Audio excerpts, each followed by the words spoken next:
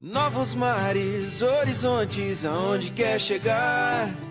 O que quiser, tudo alcança, basta acreditar. Novos tempos. Turminha, olha só a nossa aulinha de artes e hoje nós vamos trabalhar na apostila de artes na unidade número 12, lá na página 90, histórias populares. Vamos lá? Então, abram aí a apostila de arte na página 90 e 91 e coloquem a data de hoje, ok? Dia 14/10. Vamos lá?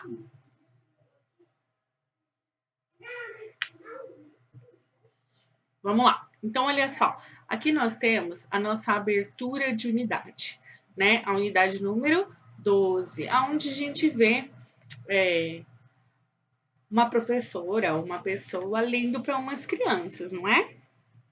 Alguém gosta de ouvir histórias aí? Sim ou não? Ótimo, muito bom.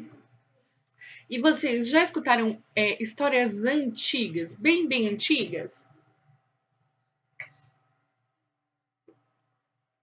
Vocês sabiam que ainda hoje existem histórias que são contadas, mas que são muito antigas, têm mais de 100 anos? Pois é, nós vamos ver um pouquinho sobre isso também. Olha só, hoje nós vamos falar das fábulas. Aí na página 93. As fábulas, elas são histórias populares, algumas criadas há muitos anos, que têm textos curtos e são conhecidas por muitas pessoas. Os personagens das fábulas são animais e elementos da natureza que falam e têm ações e características humanas. Normalmente, as fábulas têm uma moral no fim da história. Quer dizer que elas ensinam alguma coisa importante para quem as lê. Por exemplo, cuidar da natureza, agir com generosidade, entre outros valores. A escrita da fábula A Raposa e as Uvas é atribuída a Esopo, um escritor grego que viveu há muitos e muitos anos. Vamos conhecer a história? Então, olha só. A Raposa e as Uvas. Uma raposa, aproximando-se de uma parreira, viu que ela estava carregada de uvas maduras e apetitosas. Com água na boca, desejou comê-las e, para tanto, começou a fazer esforços para subir até elas.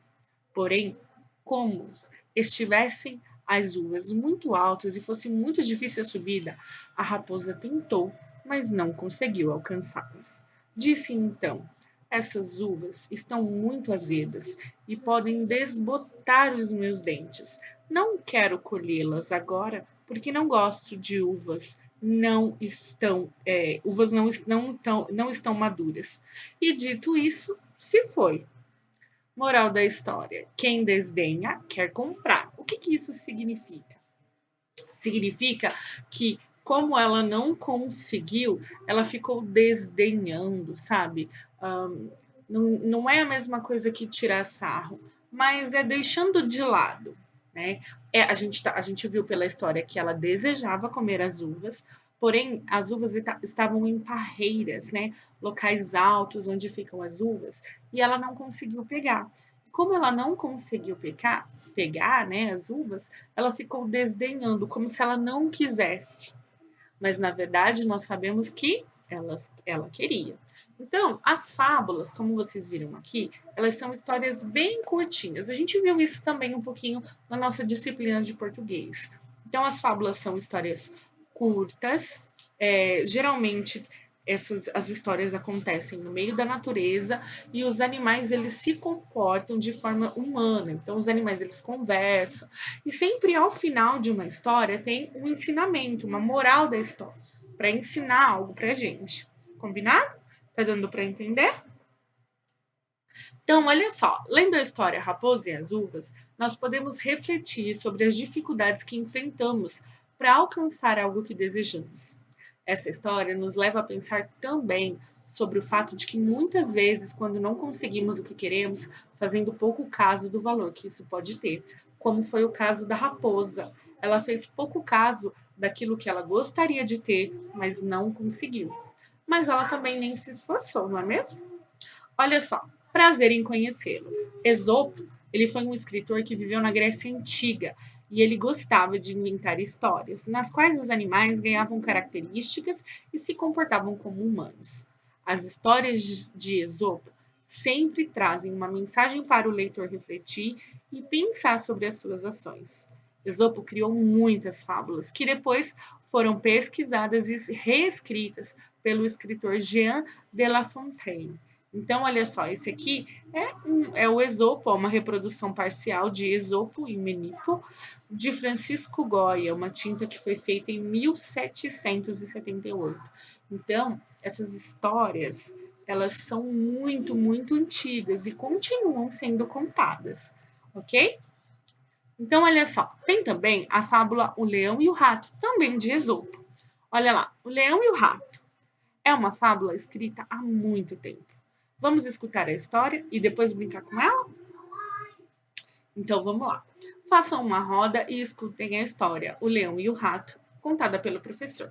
E, como nós não estamos em sala de aula, não conseguimos, a gente não vai fazer dessa maneira, né? Aí tá falando assim, forme grupo de 4 alunos e reinventem a história. Então, o que que nós vamos fazer? Agora a professora vai colocar a história para vocês ouvirem, e aí essa parte de fazer, de dividir personagens e refazer, a gente não vai realizar, porque nós não estamos em sala de aula, né? Então, o que que nós vamos fazer? A professora vai passar a história para vocês e eu já continuo explicando o que que nós vamos fazer. Vamos lá? Então, olha lá. Ouça a história, O Leão e o Rato. Há muito, muito tempo atrás, um ratinho estava brincando e fazendo bagunça. E também fazia muito barulho. Quando de repente o leão, o rei dos animais, acordou com o barulho. "Como você ousa me acordar?" disse o leão. "Eu vou comer você." E depois colocou sua pata enorme em cima do pequenino corpo do rato, que ficou preso sem poder se mexer. "Por favor, ó Senhor, Rei dos Animais, me perdoe. Não era minha intenção acordá-lo. Eu estava só brincando. Se você me deixar ir embora agora, um dia eu poderei te ajudar", disse o rato. O leão caiu na gargalhada. "Você me ajudar? Você é tão pequeno. Como você poderia me ajudar?" O leão se acalmou e continuou. "Está bem, eu vou deixar você ir. Você é tão pequeno mesmo, não vai fazer diferença." Alguns meses depois, o leão estava rondando, cuidando das suas funções majestosas, quando ficou preso em uma armadilha. Ele tentou se livrar de todo jeito, mas quanto mais tentava sair da armadilha, mais ele se enrolava na rede. Por sorte, o ratinho estava passando por lá e viu o que tinha acontecido com o leão. O rei dos animais estava enrascado. O rato ficou feliz por finalmente conseguir ajudar o leão. Correu e começou a roer as cordas da rede. "Eu não acreditei que você fosse capaz de me ajudar, mas eu estava errado", disse o leão, depois que se viu livre da armadilha através da ajuda do rato. E a partir deste dia, o leão e o rato se tornaram grandes amigos.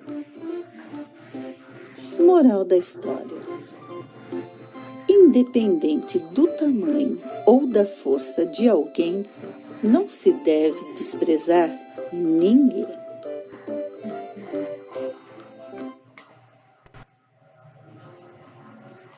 Legal, não é mesmo? Então, essa é uma fábula de Esopo, o leão e o rato, onde ele nos ensina que tamanho não é documento, né? O leão zombou do rato, acho que quando ele falou que um dia ele poderia ajudá-lo, e no final, o que, que aconteceu? o leão acabou precisando do rato, né? E o rato retribuiu a misericórdia que o leão teve da vida dele, né? Quando ele pediu para que ele não fosse devorado. E aí, como o leão não havia o devorado, ele ajudou o leão. Então, essas histórias, elas nos trazem ensinamentos, né? A gente consegue aprender com elas. Então, olha só, o que vocês vão fazer? Arte em casa. Com a ajuda de um familiar, pesquise as fábulas em livros e site e escolha uma para ler com atenção.